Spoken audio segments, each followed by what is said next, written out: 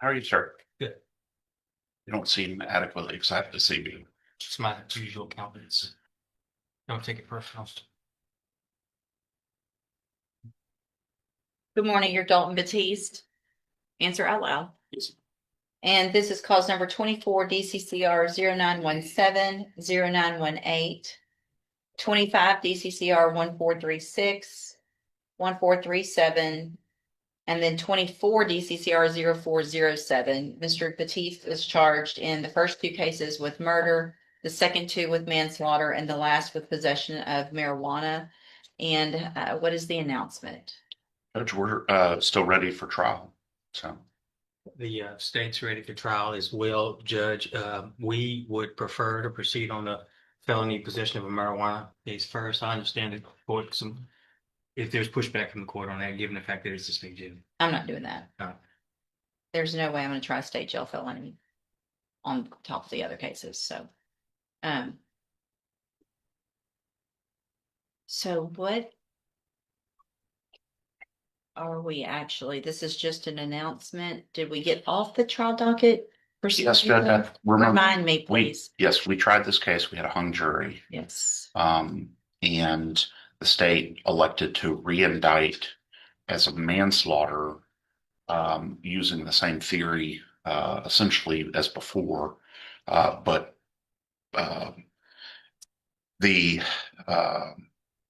challenge is, of course, I think you said it on a review or whatever this is, because that's essentially a totally different charge than the fentanyl murder statute that we were arguing about last time. And I'm fine. Obviously, I would, if the state's going, I guess I'm a little confused. Two murder charges are still pending. And typically when something. I filed dismissal on those. Perfect. Okay. So actually we're just looking at the two manslaughters and the possession of a marijuana case. Right. So I would, let's get it set then for a trial on the two manslaughter cases. And then see where we get from there. Judge, the state's also filed a motion.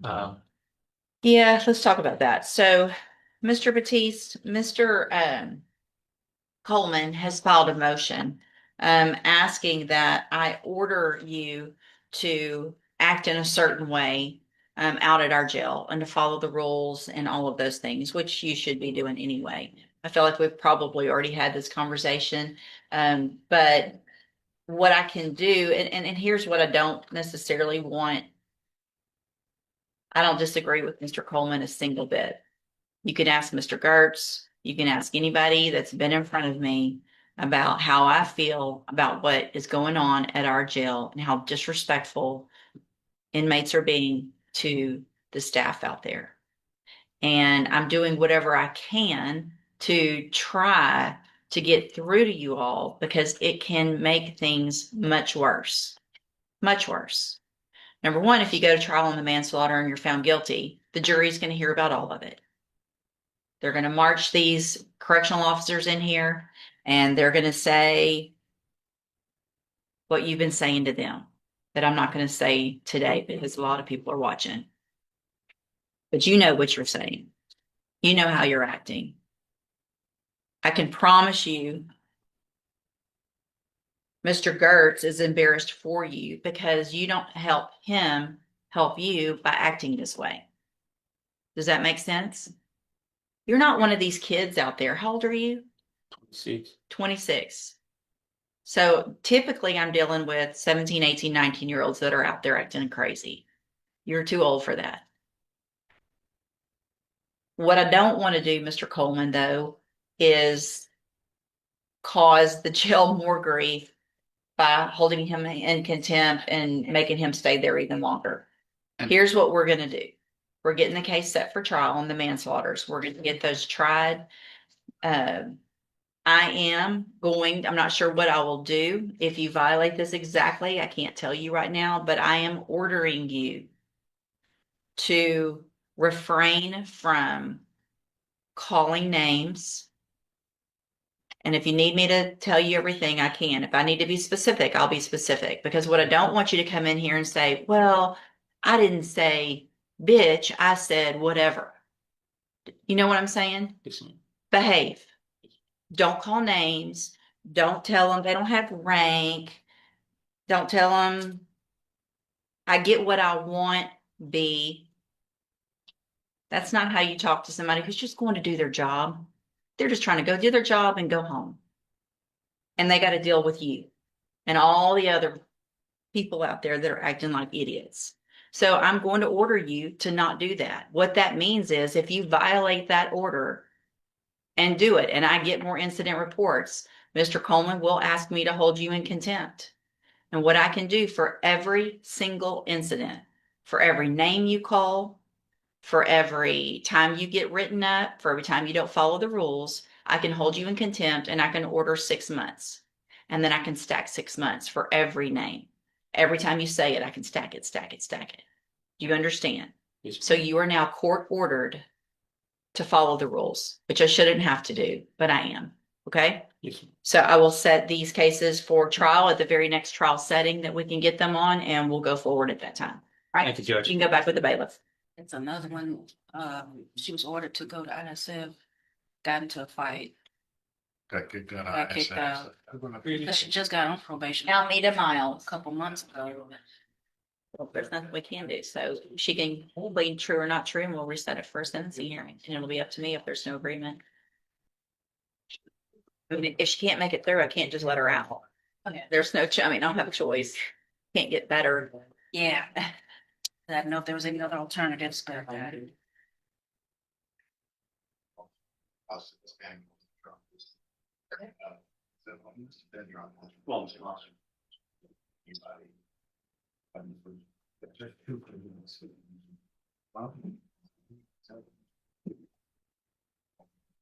Ma'am, are you Almeida Miles?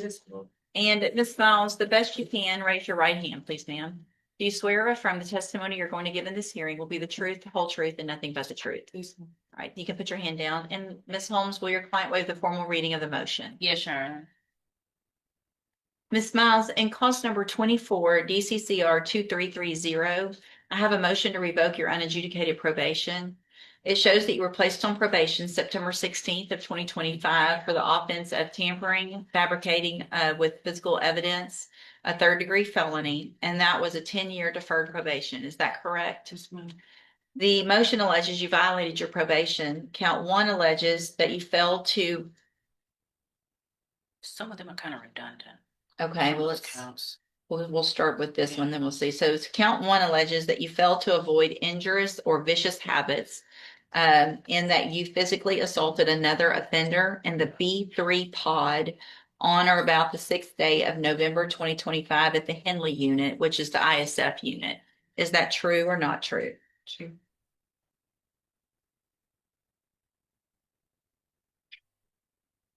Count 2 alleges that you failed to complete the education program, the GED program, because you stated that you were tired and did not feel like going to school so early in the morning every day. Is that true or not true? True or not true? Sounds ridiculous when you hear it read back to you, doesn't it? Count 3 alleges that you failed to enter and successfully complete the ISF program, and that you were removed based on behavioral issues. Is that true or not true? Sure. Count 4, well, it's different. Count 4 alleges that you failed to comply with all of the directions of the ISF program and that you engaged in sexual misconduct while participating at the Henley Unit ISF. Is that true or not true?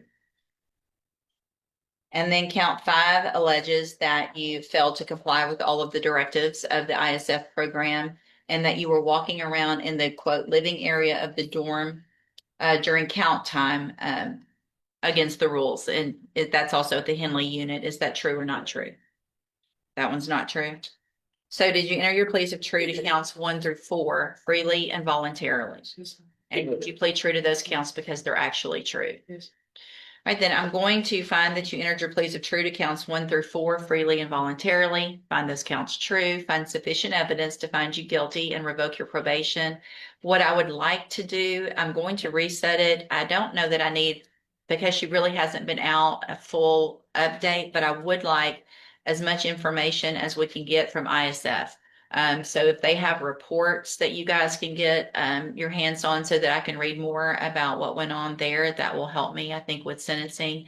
Anything that you think is important for me to know, get Miss Holmes will be out there to visit with you. Tell her all of that. She'll present it to me on your behalf when we come back for sentencing, and then I'll decide what to do. All right, you can go back with the bailiff.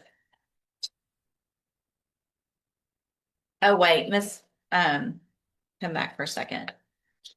So, Miss Miles, I do want to make sure you understand, obviously, it's important how you behave when you're in custody.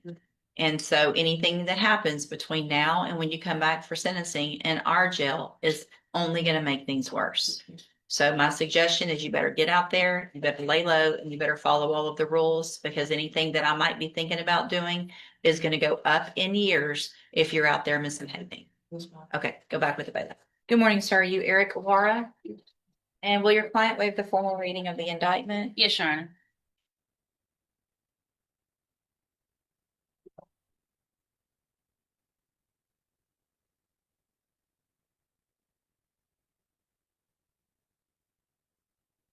Mr. Wara, in cause number 24 DCCR 2344, the state has elected to proceed on count one only.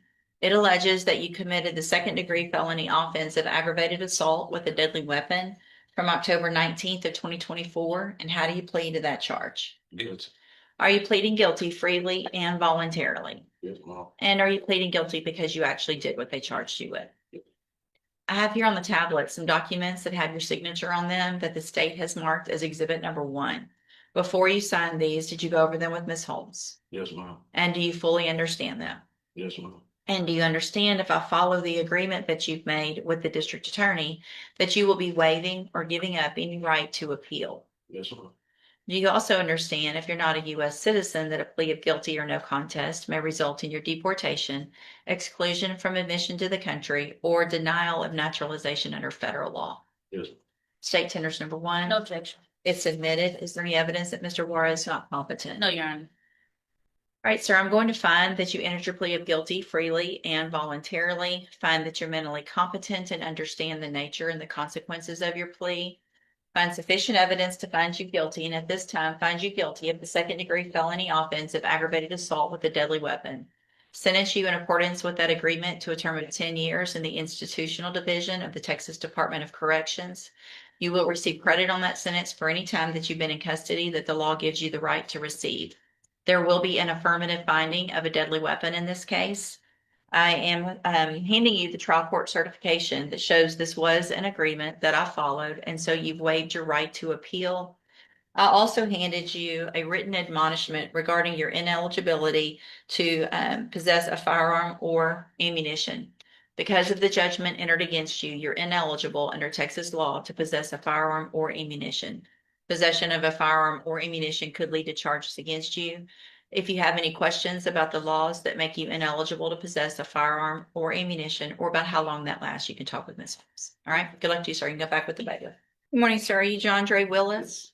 This is cause number 25 DCCR 1048. Mr. Willis was previously in court, entered a plea of guilty to burglary of a habitation. I've received the pre-sentence report. Have you both had an opportunity to review that report? Yes, Your Honor. I have, Judge, and in light of the fact of the Louisiana murder Yeah. case, I knew the PSI That's- came in a tad bit late due to no fault of her own. Miss Corbin had a death in the family, so I would like the opportunity. It seems silly to put him on probation, and he has a hold on that. So, just for clarification, he's not the suspect. There Okay. actually has been someone else indicted for that case. He's Okay. a witness that they're holding. So he's not the defendant in the murder Okay, it case. just reflected that. Yeah, he they had do been have a charged hold. with- No, he's not charged with the murder, Okay, but he is a key witness in the murder. okay.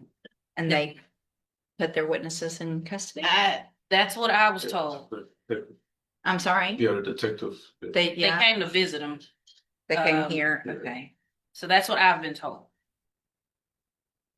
Would you like me to confirm any? I just, Yeah, not that I- Yeah, you other can. than through him, did you, that's just what your defendant, which, and I'm not saying I don't believe you. Yeah, that's what has been relayed to me. Okay, so So- let's do this. Sorry, let's, I don't know if you can I can reach out to Cal. reach out now and see if you can make sure of that this morning. We can go ahead and go forward this morning. If for some Okay. reason you can't, we'll just reset it 1 week or something. Okay. So just have a seat wherever the bailiff wants you to, and we'll see if we can get that confirmed. Okay.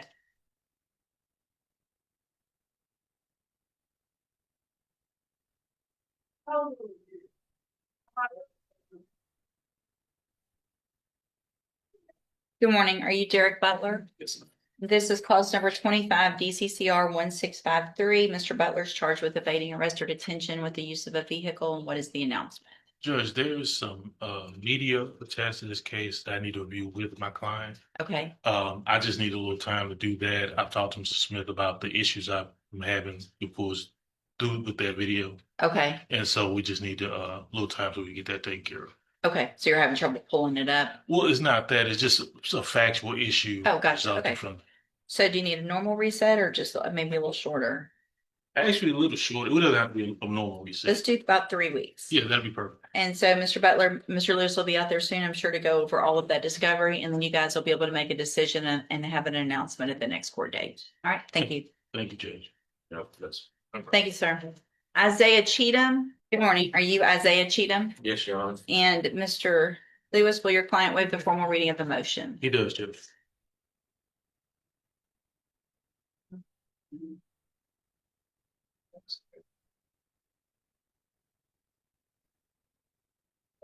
Mr. Cheetum, in cause number 22-40220, I have a motion to revoke your unadjudicated probation.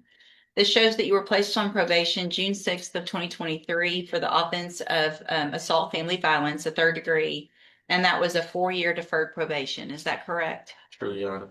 Is it correct? Yes, ma'am. Okay. Now comes the true or not true. Count 1 alleges that you violated your probation by committing the new offense of conspiring to transport illegal aliens April 8th of 2024 in Kinney County, Texas. And is that true or not true? True. Count 2 alleges that you failed to remain in Jefferson County as ordered and that you were in Bracketville, Kinney County, Texas, without permission, April 8th of 2024. And is that true or not true? True. Count 3 alleges that you provided a urine sample February 29th of 2024 that tested positive for marijuana. Is that true or not true? True. Your Honor, the state would elect to abandon the remaining counts or allegations. State abandoned 4 through 8. Is that correct? Yes, Judge. Did you enter your pleas of true to counts 1, 2, and 3 freely and voluntarily? Yes, Your Honor. And did you plead true to those counts because they're actually true? Yes, Your Honor. All right, I have some documents here on the tablet that have your signature on them that the state's marked as exhibit number 1. Before you signed these, did you go over them with Mr. Lewis? Yes, Your Honor. Do you fully understand them? Yes, ma'am. And do you understand if I follow the agreement that you made with the district attorney that you'll be waiving or giving up any right to appeal? Yes, Your Honor. State tenders number 1. No objection, Judge. It's admitted. Is there any evidence that Mr. Cheetum is not competent? No. All right, sir, I'm going to find that you entered your pleas of true to counts 1, 2, and 3 freely and voluntarily. Find those counts true, find sufficient evidence to find you guilty, and at this time, find you guilty of the 3rd degree felony offense of assault family violence. Sentence you in accordance with your agreement to a term of 5 years in the institutional division of the Texas Department of Corrections. You will receive credit on that sentence for any time that you've been in custody that the law gives you the right to receive. I'm handing you the trial court certification that shows this was an agreement that I followed, and so you've waived your right to appeal. I also handed you a written admonishment regarding your ineligibility to possess a firearm or ammunition. Because of the judgment entered against you, you're ineligible under Texas law to possess a firearm or ammunition. Possession of a firearm or ammunition could lead to charges against you. If you have any questions about the laws that make you ineligible to possess a firearm or ammunition, or about how long that lasts, you can talk with Mr. Lewis. All right, good luck to you, sir. You can go back with, yes, sir. Your Honor, given the nature of the plea, I just want to say what the state's is withdrawing its motion as it relates to the treatment of the jail staff. I mean, I filed a similar motion. I'm sorry. In light of the nature of the plea, I'm withdrawing my motion that I filed about the treatment of the jail staff. Oh, in this okay. case. It was a similar motion to the other case. Okay. So, Mr. Cheetum, you've only got a short amount of time left, probably here in Jefferson County, and you'll catch change and go to TDC. It's important that you understand that if you continue to behave the way you have behaved in our jail, you're not likely to make parole very soon. So on a 5-year sentence, you could be eligible for parole in a year and a half or so. So it's up to you. Get there, act better than you've been acting here. Maybe you'll get out on that parole. You keep acting like you've been acting in our jail, you're likely to do that whole 5 years. That's going to be up to you. You understand? Yes, Your Honor. All right, go back with the bailiff. Good morning. Are you Derek Corbin? Mhm. This is cause number 25, DCCR 1659. I'm going to take judicial notice of the court's file, Mr. Corbin's case. Mr. Corbin was evaluated for competency to stand trial by Dr. Rapon, received that report dated January 20th of 2026. And the finding in his report is that Mr. Corbin is currently competent to stand trial. Is there any other evidence with regard to competency, Mr. Lewis? Not from the bench. Mr. Nichols? No, Your Honor. Then at this time, based on that report, I will find that Mr. Corbin is competent to stand trial. He is charged with the offense of robbery. And Mr. Lewis, what is the announcement? Judge, since we've gotten the evaluation back, Judge, I've been able to start talk to Mr. Corbin, look at all the files. There is still some mental health issues that we're dealing with. I've gotten some records from his family that's come in here recently that I'm going through basic mitigating circumstances. But I do want an opportunity to talk about those with Mr. Nichols before. I'll just do a normal reset on Mr. Corbin's case. Mr. Corbin, I'm going to reset your case for about 3 or 4 weeks. Mr. Lewis will go through everything that your family's provided, talk with Mr. Nichols about that, and I'm sure he'll be out to visit with you about what your options are at that point. Okay? You can go back with the bailiff. The Caleb Jubert. Good morning. Are you Caleb Jubert? Smile. And Mr. Lewis, will your client waive a formal reading of the indictment in each case? He does. Mr. Jubert, in cause number 25, DCCR 1130, you're charged with the state jail felony offense of unauthorized use of a vehicle from July 3rd of 2025. And how do you plead to that charge? Good. Are you pleading guilty freely and voluntarily? Yes. And are you pleading guilty because you actually did what they charged you with? No.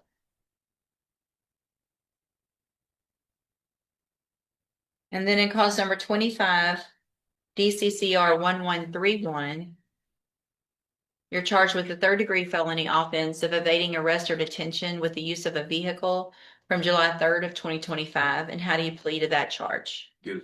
Again, are you pleading guilty freely and voluntarily? Yes, ma'am. And because you did what they charged you with? Yes, ma'am. In each of these cases, I have here on the tablet some documents that have your signature on them that the state's marked as exhibit number 1. Before you signed these, did you go over them with Mr. Lewis? Yes, ma'am. Do you fully understand them? Yes, ma'am. And do you understand if I follow the agreements that you've made with the district attorney that you'll be waiving or giving up any right to appeal? Yes, ma'am. And it looks like, let me get to this other one real quick.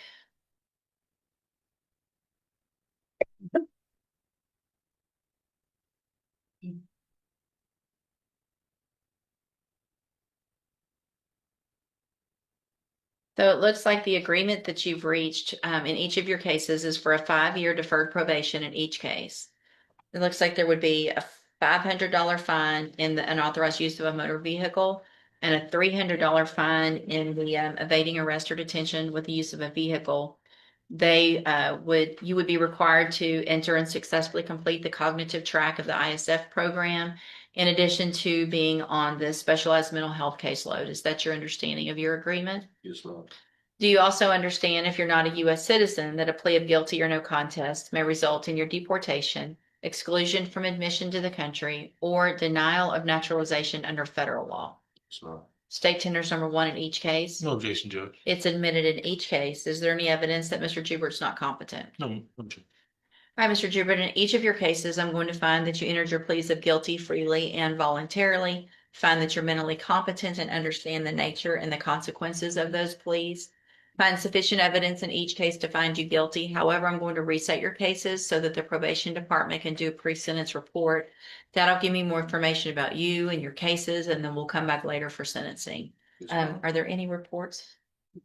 Judge, and may I just put something on the record Mhm. very briefly? Mr. Lewis and I think are very much on the same page that we don't want this young man hopefully to have a felony conviction at his very young age, maybe try to get him on the right track with ISF. It's my understanding he's kind of expressed some hesitancy with being on probation and may have wanted to just do time. So I would just ask him to think about it while they're doing that PSI. If he really didn't want to go this direction, we can discuss an alternative offer. I don't want him to take another young man's spot in those programs, but I really hope that he wants to avail himself of not being a convicted felon. You understand what Ms. Malfino is saying? Yes, ma'am. That's what we all want, really. And we hope that you would want that for yourself. Is because if you just take a deal and get some time and go do your time and get out, maybe easier, may not, but you, in the short time, it's maybe easier. But in the long run, for the rest of your life, you're going to regret that because you're going to be a convicted felon. And that changes your life so negatively in so many ways. You can't live certain places. You for sure can't get lots of jobs you can't get and things like that. So, you got some time where the probation will come out and talk to you. Think about that. It looks like you're doing well in jail. There's no incident reports. I've been telling everybody I'm fussing at half the people today, but I appreciate that you're behaving and following the rules. Continue doing that. What that shows me is that you have it in you to be very successful on probation. You just kind of got to get in the right lane and go the right direction. All right. So we'll see you back at sentencing. Thank you, Judge. Thank you, Ms. Martino. I need a comment. We need him for a. One more. Good morning. Are you D. Antonio Riggs? Yes, ma'am. This is 25 DCCR 0975. I am going to take judicial notice of the court's file, Mr. Riggs' case. Mr. Riggs was evaluated by Dr. Hamza for competency to stand trial. I received that report dated, let me get to it. The examination date of January 27th of 2026. The finding in his report is that Mr. Riggs is currently competent to stand trial. Is there any other evidence with regard to competency? No, Judge, nothing to finish. No, Your Honor. Then at this time, based on that report, I am going to find that Mr. Riggs is competent to stand trial. Are you ready for an announcement or do you need some time on that? A little, Judge. Okay. I'll just do a normal reset. If something happens and you want to move it up, just let us know. Okay. Mr. Riggs, Mr. Lewis will be out there to visit with you about your case and what your options are, and we'll get an announcement at that next court date. All right.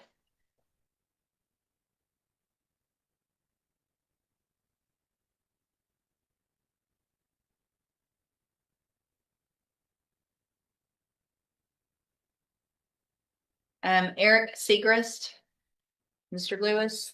Yes.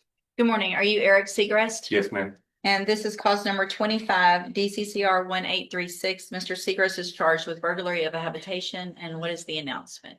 Judge, this was one that we had reset here from a few weeks ago where Mr. Smith was trying to reach out to the complainant in regards to this case, some paperwork that she supposedly had came and filed with the DA's office. To date, my understanding, he has not been able to get with her. I've tried to call her, but hasn't got any answer. I've got a separate number that supposedly is supposed to be good to reach out to her. I've given that to Mr. Smith. And of course, we're asking for a little time to see if we can do that. I've talked to my client.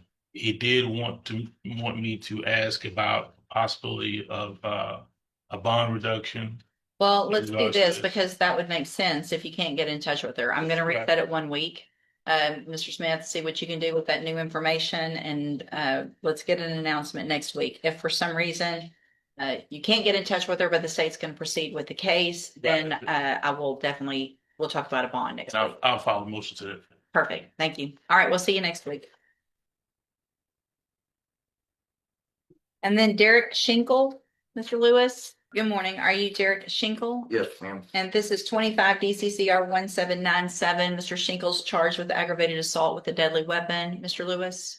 But Judge, I've been informed that actually John West is going to be representing Mr. Schinkel. Okay. He hasn't signed on to it yet, but I know that his family evidently is trying to make that connection to get that done. I think he's previously done some work for him, Okay. and they were going to. So, Mr. Schinkel, do you want me to reset your case to give your Yes, family some please. time to hire Mr.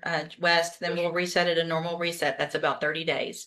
Mr. Lewis is still your attorney. If for some reason that doesn't happen within the next 30 days, then we'll need to get moving on your case with Mr. Lewis at that time, okay? Okay. All right, we'll see you back in about 30 days. And then Anthony Young.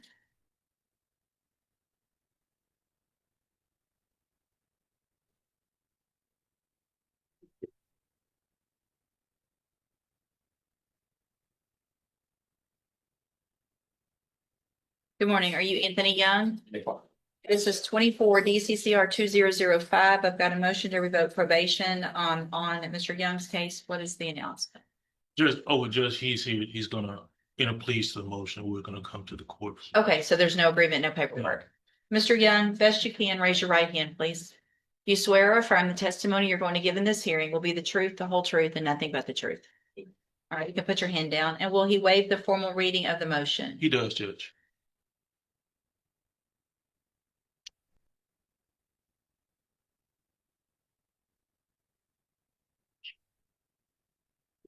Mr. Young, I have a motion to revoke your unadjudicated probation. This shows that you were placed on probation January 14th of 2025 for the state jail felony offense of theft of a firearm. And that was a 5-year deferred probation. Is that correct? The motion alleges that you violated your probation. Count 1 alleges that you failed to conduct yourself in a courteous and professional manner and that you assaulted a fellow inmate with a weapon, resulting in serious, well, it says jury, but I'm guessing that needs to say injury. Is that true or not true? True. Count 2 alleges that you failed to successfully complete the cognitive track of the ISF program and that you were unsuccessfully discharged because of that assault. Is that true or not true? True. Did you enter your pleas of true to counts 1 and 2 freely and voluntarily? And because they're both actually true. All right, then I'm going to find that you entered those pleas of true freely and voluntarily, find those counts true, find sufficient evidence to find you guilty and revoke your probation, but I'm going to reset your case so that we can get an updated pre-sentence report. It'll just give me more information, I guess, about what's been going on since you've been in custody. Any information you can get from ISF for probation, that would be great. And then I will come back and we'll come back and I'll make a decision on your punishment at that date. Anything that you think is important for me to know, make sure you talk to Mr. Lewis about that and he'll present it to me on your behalf when we come back. All right, you go back with the bailiff. We need Thank you. thumbprint. Oh, they need a thumbprint. Hey, Judge, did you see this? Oh, no, hold on. Right, the thumbprint, yeah, like, sure, the right person has information. Yeah. Yeah. It's like, well, I need it. I mean, Judge Raquel West made her position crystal clear: respect the rules, or face the consequences. Her warning wasn't just about today's hearing, it was about every decision made from this point forward. In the courtroom, every action has a price, and every choice shapes the future. Will the defendant change course, or will more time be added behind bars? Only the next hearing will reveal the answer. If you enjoyed this courtroom breakdown, don't forget to like, share, and subscribe for more real courtroom stories and powerful legal moments.